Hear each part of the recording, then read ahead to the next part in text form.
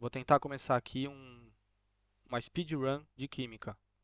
Então eu vou passar por todo o conteúdo do colégio no menor tempo possível.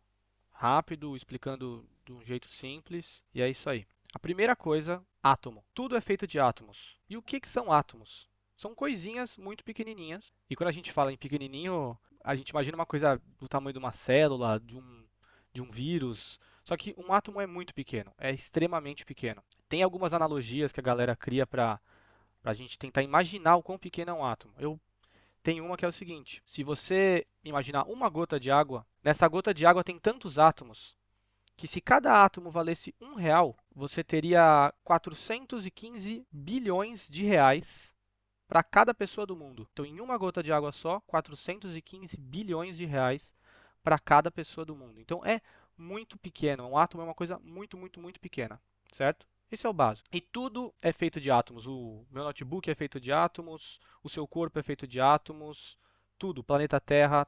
Só que existe uma questão. Existem diferentes tipos de átomos, certo? Uma mesa não é feita dos mesmos átomos que um copo d'água, por exemplo. Então existem coisas chamadas elementos. O que define um elemento? Por que um átomo de carbono é um átomo de carbono e um átomo de hidrogênio é um átomo de hidrogênio? Porque está escrito nele ali, se você der o zoom nele, está escrito lá hidrogênio. Não. Peguei aqui uma imagem de um átomo no modelo simples. Todo átomo é feito de prótons, nêutrons e elétrons. Ou seja, a gente, até mesmo no colégio, a gente não pode falar que os átomos são as menores coisas do universo, porque eles são feitos de outras coisas também. No caso, os prótons, nêutrons e elétrons. Ah, então essas três coisinhas são as menores coisas do universo? Não.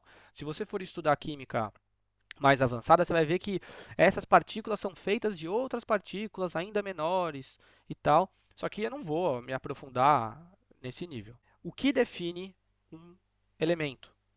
É o número de prótons. Essa é a coisa mais importante que eu vou falar nessa aula.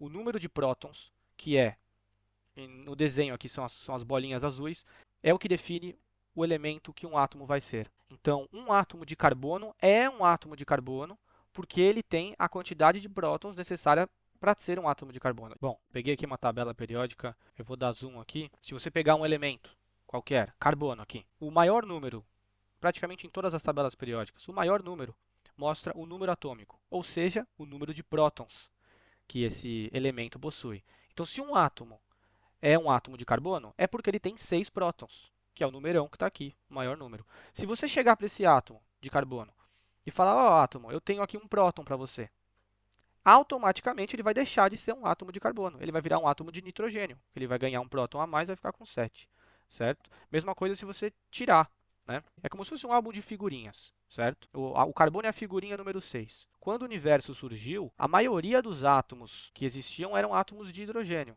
que tinham só um próton. E como que os outros elementos surgiram? Com as estrelas. As estrelas se fundindo, conforme as estrelas foram se formando e tendo o ciclo de vida das estrelas e tal, os elementos mais avançados com maior número de prótons foram aparecendo.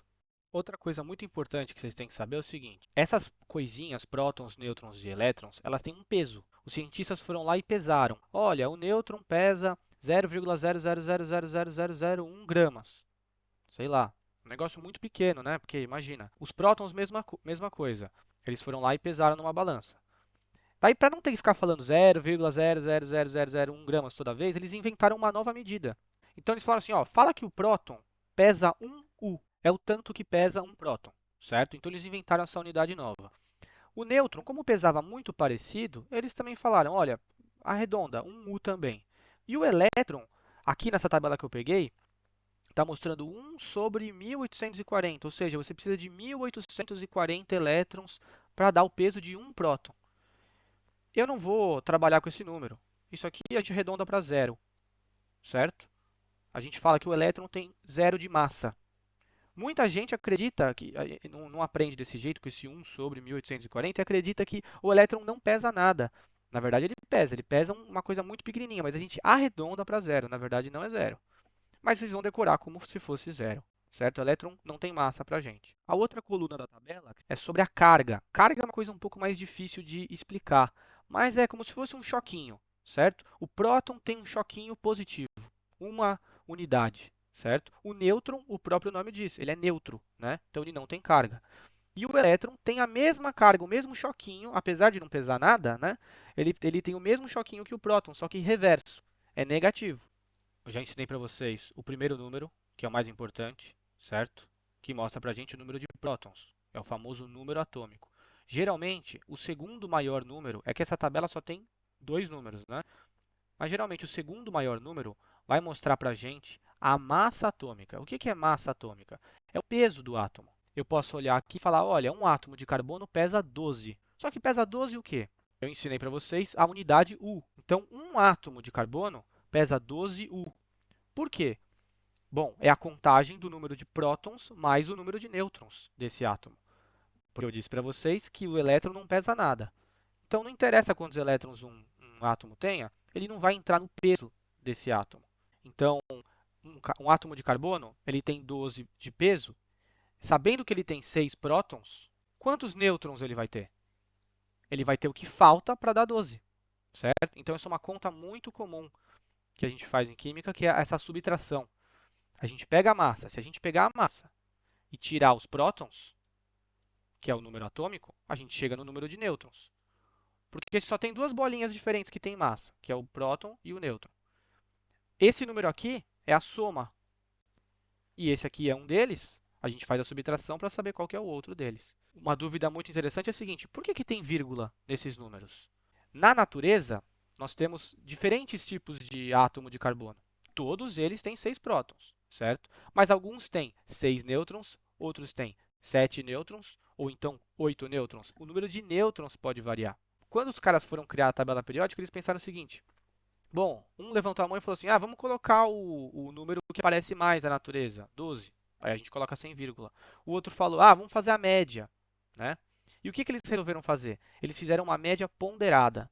O que é uma média ponderada? Eles pegaram as proporções dos elementos, dos átomos de carbono. Eu estou usando o carbono como exemplo, mas isso acontece para todos os outros elementos, né?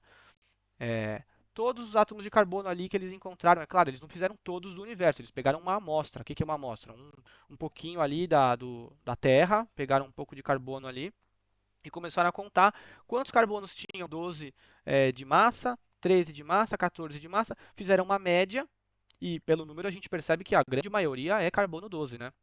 Eu peguei um exercício aqui e logo de cara a gente já percebe que eu falei e vocês não conseguem fazer o exercício só com o que eu falei. Então tem outras coisas que eu deixei de falar, vou falar agora. Primeira coisa, o que é isóbaro, isótopo e isótono? É quando você compara dois átomos e quer falar que eles têm a mesma massa, ou o mesmo número de prótons, ou o mesmo número de nêutrons. Aqui. Então, isótopo, são dois átomos são isótopos quando eles têm a mesma quantidade de prótons. Ou seja, dois átomos são isótopos se eles têm o mesmo elemento, né? Nunca um átomo de carbono vai ser isótopo a um átomo de bário, porque só pelo nome você já sabe que são elementos diferentes, número de prótons diferentes. Isóbaro, mesmo número de massa, e isótono, mesmo número de nêutron. Outra coisa extremamente importante para fazer esse exercício também é onde a gente escreve esses numerinhos, em cima e embaixo, o que é cada um. São dois átomos. Um é o elemento X, que nem existe, ele escreveu aí X como exemplo. O numerinho de cima mostra para a gente a massa. Na esquerda, em cima, a gente escreve esse numerinho. No caso do exemplo dele aí é 20, significa que esse átomo tem 20 de massa. Ou seja, a soma dos prótons com os nêutrons tem que dar 20. Ou é 15 prótons e 5 nêutrons, ou é 10 e 10. São dois números que somados dão 20. O número de baixo, que é o 11 ali, mostra a quantidade de prótons, certo? Então a gente sabe que é o elemento com 11 prótons. E claramente, se você for bom de matemática, você já faz a conta. Quanto que falta para dar 20? Falta 9. Então, se esse cara tem 11 prótons, ele tem 9 nêutrons, que é o 9 é o número que falta para dar 20, certo? Então, em cima a gente coloca a massa, que é a soma dos prótons mais os nêutrons, e embaixo a gente coloca os prótons. Ele deu um outro exemplo ali do lado, Z. Ele também tem 20 de massa, só que esse cara tem 15 prótons. Então, são dois átomos. Os dois exemplos têm prótons diferentes, logo eles têm elementos diferentes. O número de nêutrons é diferente, mas o que eles têm de igual? A soma dos dois, prótons mais nêutrons, né? Ou 15 mais 5, ou 11 mais 9, os dois dão 20. Então, eles são isóbaros. Eles têm a mesma massa. Então, acho que com isso agora dá para fazer o exercício. Então, ele fala o seguinte: o átomo X é isóbaro do cálcio 40, ou seja, o cálcio que tem massa 40, porque é o número de cima. Ele nem escreveu de baixo. Quando não tiver nada, não importa.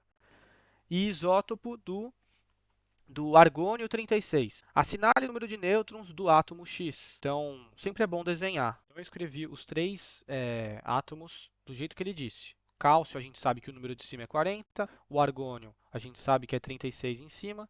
Se ele disse o seguinte, é isóbaro com esse cálcio aqui, bom, a gente sabe que o número de cima do X é 40.